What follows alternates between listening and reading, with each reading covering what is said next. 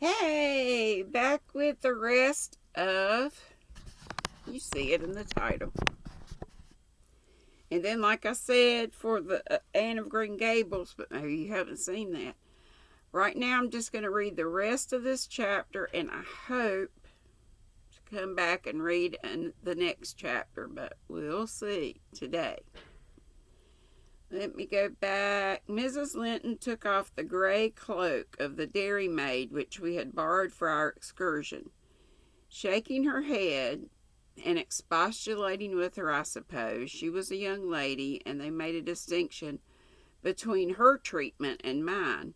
Then the woman servant brought a basin of warm water and washed her feet, and Mr. Linton mixed a tumbler of negus, and Isabella emptied a plateful of cakes into her lap, and Edward stood gaping at a distance.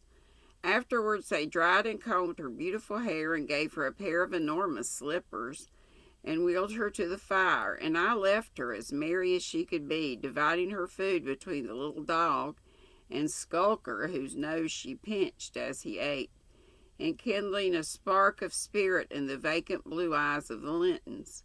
A dim reflection from her own enchanting face. I saw they were full of stupid admiration.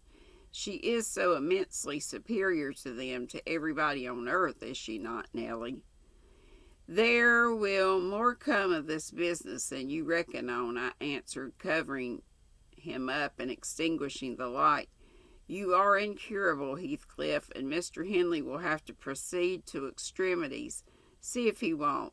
My words came truer than I desired. The luckless adventure made Earnshaw furious, and then Mr. Linton, to mend matters, paid us a visit himself on the morrow, and read the young master such a lecture on the road he guided his family that he was stirred to look about him in earnest.